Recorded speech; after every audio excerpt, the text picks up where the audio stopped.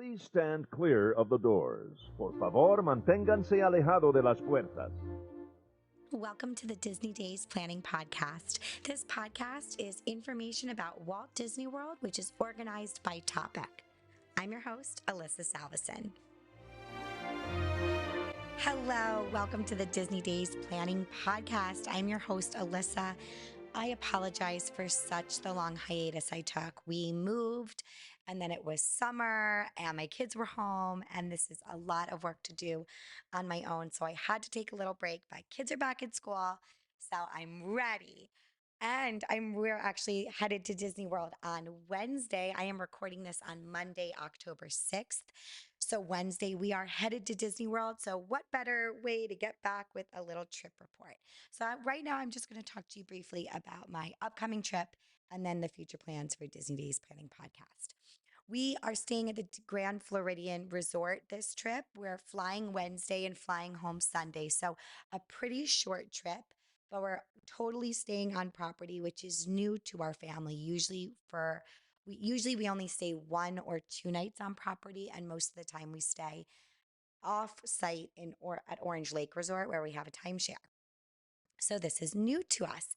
We are also flying, which is also somewhat new because typically with my family, we drive since there's so many of us and we stay for a long time and we stay off property usually. We are just the five of us, myself, my husband, Paul, and our 3 children. We have twins, Zach and Bo, who are 5, and then a little guy, Luke, who is 3. So, and everyone's very excited. Our flight on Wednesday is in the evening, like 5 o'clock. And then our flight home on Sundays in the morning, like 10 something. So we're not doing anything Wednesday or Sunday. Our plans are just Thursday, Friday, Saturday. 60 days in advance, since we are staying on property, I was able to book all my dining reservations, which was amazing. And I got really good ones. So my advanced dining reservations, I booked again a while ago. We did Chef Mickey's on Thursday. It's an 8:25 reservation. I almost didn't book this, but the kids they call it Mickey Chefs, and they love Mickey Chefs. It's like their favorite restaurant. So I had to book it. So I booked 8:25, figured we can eat there. I didn't want to get there too early because, again, we're flying in the night before. So eat a nice, somewhat early breakfast and then walk right into Magic Kingdom. I also scored a 10:55 Beak and Barrel reservation. For those who don't know, Beak and Barrel is a new pirate bar and lounge that opened up in Magic Kingdom right by Pirates of the Caribbean. This is incredibly exciting. Magic Kingdom is a dry park. So there aren't you can't like walk around. There's no bar carts or anything like that. The only place you can get alcohol are in the restaurants, and they didn't even have a bar option. So this is very exciting. This is the first of its kind in Magic Kingdom. And I was very lucky the day reservations opened. I was able to score a reservation. Actually, I ended up calling Disney World and they booked the reservation for me rather than doing it online. Little fun fact. So that I am very excited about. I'm sorry, I said 10:55. It's an 11:30 reservation. Then, so that was just our reservations for Thursday, October 9th. And then Friday, October 10th, I actually got a Cinderella's Royal Table fairy tale dining reservation for 11 o'clock. This reservation is inside the castle at Magic Kingdom.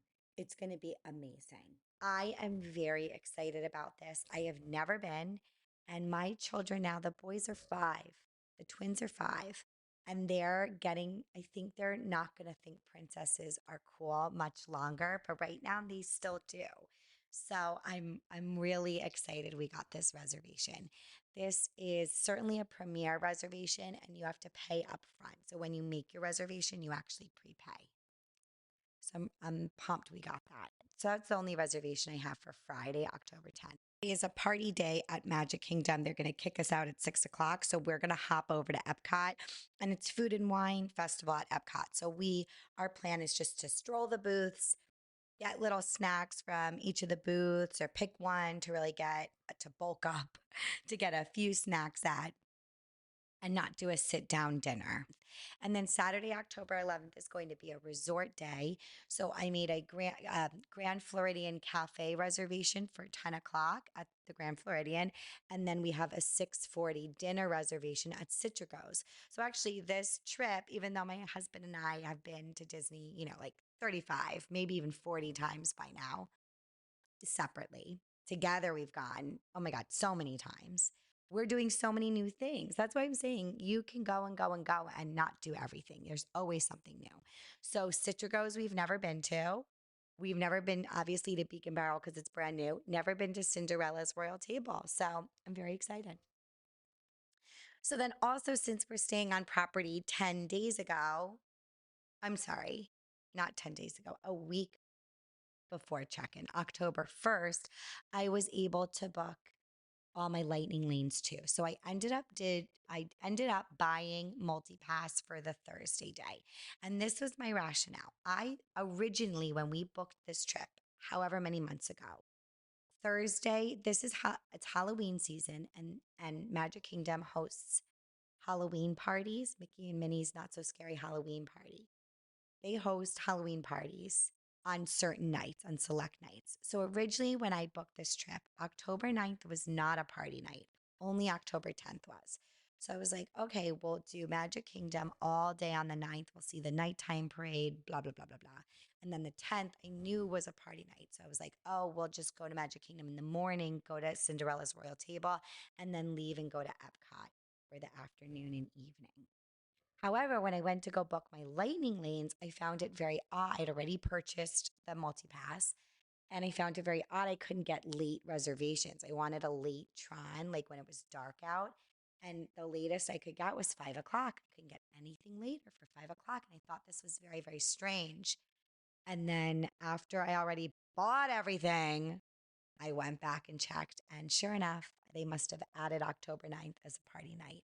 So I was like, ah. So anyway, so I probably didn't need to do multi-pass because typically on party nights, it's not very crowded in Magic Kingdom because people don't want to waste a full day ticket and going, when the park closes at 6 o'clock, they kick everyone out at 6. So whatever, you live, you learn. Anyway, whatever. So I bought multi-pass for Thursday and I got my pick of anything I wanted. So first up, I got a 10:55 Pirates of the Caribbean. That's what I said before I had misread it. That way we can go on Pirates of the Caribbean and then immediately when we get off, go right into Beacon Barrel.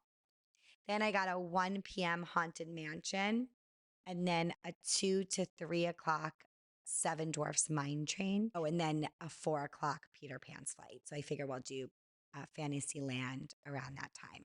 I figure we'll start, head over to Adventureland. That's usually where we start anyway. I usually start to the left.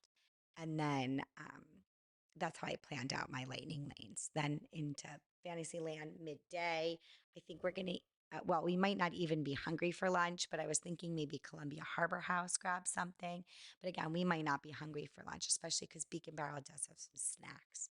Anyway, and I bought 4 individual lightning lanes for Seven Dwarfs Mine Train. So there's the multi-pass lightning lane where a lot of rides are included in that. And before you get to the park, you can make 3 selections in advance and there's 2 different tiers. I'll have a whole episode dedicated to lightning lanes, but there's a tier 1 and a tier 2. So you can pick one ride from the tier 1 ride, the top attractions. So for us, that was Peter Pan's flight. That's what I chose. And then you can choose 2 of the other tier. And the 2 I chose were Haunted Mansion and Pirates of the Caribbean. And really because I wanted to ride Pirates right before going to Beacon Barrel. And then after you use your first swipe in, you can book another lightning lane. So ideally, I'm not sure what time because we have the Chef Mickey. I'm not sure what time we're going to get in the park. So I really think the 10:55 is a very fair first lightning lane. So as soon as we ride Pirates, I can book another one. And that can be any tier. It could be Space Mountain. It could be anything. So anyway, that's that. And then after Peter Pan's flight, which was from 4 to 5 p.m., well, actually it's overlapping. I have the Tron Light Cycle Run individual lightning lanes they bought for me and my husband. and that is from 4:25 to 5:25. Again, they're going to kick everybody out at 6 o'clock. So we'll just ride or switch that. And that's it for Thursday. Then on Friday, October 10th, I didn't do multi-pass, but I did buy individual lightning lanes for myself and my husband for Guardians of the Galaxy because that's our favorite ride. And that's it. That's it for my pre-trip. So I guess lessons to learn, make sure right before you buy multi-pass, you check the park hours and double check it's not a party day. That's something I always tell people to do. And yet I had checked before, just not the right before booking the lightning lanes. And another tip again, if you're staying on property, you're able to book all your dining for your whole stay on the 60 days from your check-in day. So that really worked out for me because my check-in day is Wednesday, even though we're getting in Wednesday night. So we're not even going to any theme park or anything on Wednesday. I was able to book for our whole trip, Thursday, Friday, Saturday, all on 60 days before our check-in on Wednesday, which is the 8th. And then for lightning lanes, you can book a week in advance. And same thing, you can book for your whole trip on that first day. So I was able to buy the Friday Guardians of the Galaxy on October 1st, which was like the week before we the week before we checked into Disney. Okay, so that's it for my. Oh no, I have another update. So also, I have twins who are 5 and a little guy who's 3. So the other, and we're flying. So I was like, okay, what is going to be our stroller situation? At home, we have a Zoe triple stroller, which I swear by for Disney. It's just a great way. You need to like have a space for everyone to be able to sit. I would say even under 7 years old. I just think it's important. It's really long days. It's a lot of walking, a lot of excitement. But traveling with a triple stroller is really tricky. Even maneuvering it through the park is tricky. Getting it on the monorail is tricky. And forget breaking it down and putting it on a bus. Oh, that was another thing. I'm sorry. Oh my God, I'm all over the place. I didn't write notes for this. You can tell when I don't write notes, and I do. I also booked Mears Select for the travel to and from the airport. It was about $200 round trip. And I just thought that was safer to do than Uber with our 3 young children. So I booked the Mears Connect. So once we get to the airport, we just find the bus and hop on the bus. So I thought with a triple stroller, that would be like kind of bulky to break down. So I had a lot of options. I could bring a single stroller, rent a double stroller down there. We could rent a double stroller. My husband wanted to just rent a stroller in the theme park. We've done that before and it's a great option, but we're staying at the Grand Floridian and I feel like we'll stay late. And we're coming from Epcot both nights now because Magic Kingdom now is closing at 6 on Thursday. So we're going to have to hop to Epcot. So now we're going to have to come from Epcot. I just thought, and if all the kids are asleep, it's just going to be really hard for us. So what I ended up doing last night was reserving a Kingdom stroller. So there's actually a few different companies, but I just knew of Kingdom stroller. So I went online and rented a double stroller from Kingdom Strollers. Now, what they're going to do is they're going to drop off the stroller. You can pick what time you want it dropped off. I almost was going to have it dropped off on Wednesday, but I was nervous because you have to meet the person. I didn't know exactly how late they'd be there. So I actually chose for Thursday morning. You could have done as early as 5:30 in the morning. My options were, and I just booked this last night. And yesterday, that was Sunday, and we're leaving Wednesday. So I only booked this just a few days in advance. So maybe there are even more options, but 5:30 was one option. I just thought that was a little too aggressive. So instead, I chose the 7:30 slot. So I just, and we need to leave the Grand Floridian around 7:30 anyway ish to get to our Chef Mickey reservation. So I think it's going to work out perfectly. And one of us can just run down and grab the stroller, maybe even if we're not all quite ready. So they're going to drop it off at the Grand Floridian at 7:30 in the morning, and they're going to pick it up at 9:30 in the morning on the following on Saturday, October 11th. It was $100. It was $90 plus a little bit of tax. It was like literally $100 for a stroller rental for 2 full days. So I'm like, great. Also, it's a Bob stroller, and on the pictures, it looks like it is ample storage underneath. They had Bob option and they had two different city double strollers, but they were not available for my dates because I waited so long. But I also don't think city strollers have very good storage options. So I'm excited for this Bob stroller. I know it's like a running stroller, but I don't really care. Just as long as if the twins are really tired and want to sit, they have a place to sit. And we're going to fly with it's not quite an umbrella stroller, but it's a very nice travel stroller. And it packs up in a little bag that actually can be worn as a backpack. So we're going to travel with that, the umbrella stroller. So Luke has something in the airport, but it folds up really nicely. We'll gate check it easily. And then um, we can bring it to the park with us too, in addition to the Bob stroller. Or we don't have to. And actually, it might fold it up, fit underneath that Bob stroller. It looks really, really big. I also have my owner's locker being dropped off on Wednesday and picked up on Sunday. The owner's locker, I'm going to link it in the show notes too. I don't necessarily recommend it for everybody, but we have a lot of Disney stuff. We have popcorn buckets, wands, tons of ears and hats and things like that, like special Disney things that I don't necessarily want to store and travel with all the time. So for us, it is worth it. We have what's called an owner's locker. Again, I've talked about it before. I'll link it in the show notes. It's a purple bin and they deliver it to where you're staying.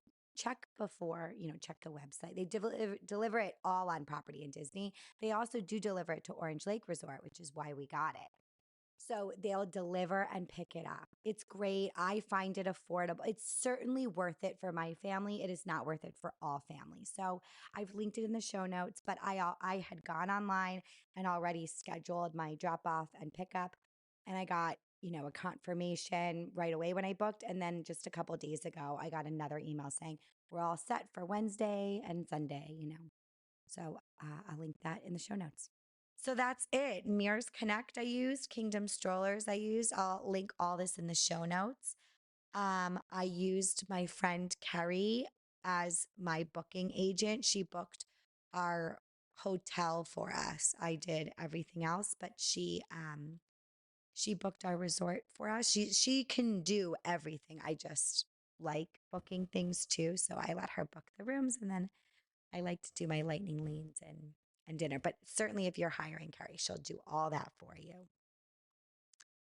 And yeah, so I will be sure to do updates while we're in there. And so those will be the next episodes you'll hear. And then the next scheduled episode would be dining in Epcot. I'm going to continue. I did dining in Magic Kingdom, but Epcot, there's so much. So I got a little overwhelmed. Plus, again, we were moving and it just got really crazy. So the next regular episode will be dining in Epcot, then dining in Hollywood Studios, and dining in Animal Kingdom. And we'll go from there. I thank you so much for your loyalty and your patience. I hope you enjoyed this episode of our little pre-trip, and stay tuned for trip reports while we're there. If I'm savvy enough, maybe I can even get it up and published while we're down there, but I'm not quite sure I know how to do that. And I don't think I'm going to bring my computer. I'm trying to really be minimal this trip. So if not, you'll hear from me when I get back. Thank you so much, and I'll see you real soon. Thank you so much for listening to the Disney Days Planning Podcast. See you real soon.